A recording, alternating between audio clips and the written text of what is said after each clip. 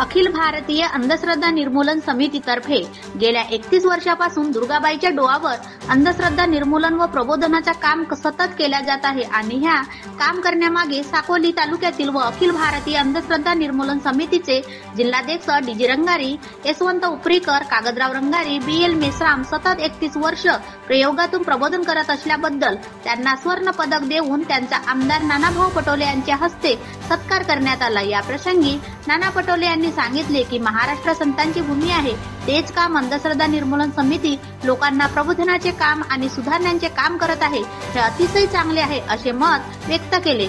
या प्रसंगी अंधश्रद्धा निर्मूलन समितीचे महाराष्ट्र प्रदेशाध्यक्ष हरिभाऊ पाथोडे, अखिल भारतीय अंधश्रद्धा निर्मूलन समितीचे केंद्रीय महासचिव हरीश देशमुख, नागपूर जिल्हा संघटक सुधीर आडे, जिल्हाध्यक्ष सुनील वंजारी व इतर मान्यवर उपस्थित होते।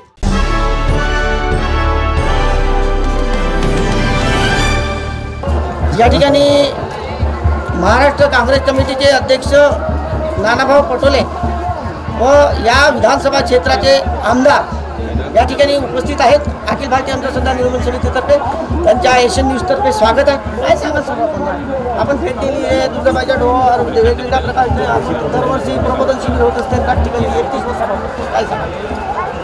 महाराष्ट्र ही संतांची भूमी आणि महाराष्ट्रामध्ये गाडगेबाबा असतील, तुळजी महाराज असतील, असे महान संत ह्या महाराष्ट्राच्या भूमीतून होऊन गेले आणि त्यांनी त्या काळातही अंधश्रद्धेवर प्रखरतेने आपली भूमिका मांडलेली आहे आणि म्हणून जी काही भूमिका संतांनी मांडली तीच भूमिका महाराष्ट्रामध्ये जेव्हा विलासराव देशमुख साहेबांचं सरकार होतं त्यावेळेस काँग्रेसच्या सरकारमध्ये अंधश्रद्धा निर्मूलनाचा कायदा आम्ही पारित करून घेतला आणि या अंधश्रद्धेपासून लोकांना कसं वाचवता येईल ही भूमिका त्या काळामध्ये आम्ही केलेली होती।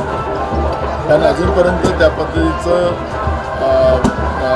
सरकारची भूमिका असेल, संतांची भूमिका असेल ती अजूनपर्यंत जनतेपर्यंत पोहोचली नाही आणि जनजागृती करण्याचं काम जे आपल्या अंधश्रद्धा अखिल भारतीय अंधश्रद्धा निर्मूलन समितीच्या माध्यमातून केलं जाते त्याबद्दल मी आपल्याला शुभेच्छा देतो आणि आपण सांगितलं की आमचं देवाधिकाला काही विरोध नाही, पण अंधश्रद्धेच्या बाबत कोणाला फसवलं जात असेल तर त्याबद्दलची भूमिका आमची आहे आणि या भूमिकेचं सगळ्यांनी समर्थन केलं पाहिजे। धन्यवाद।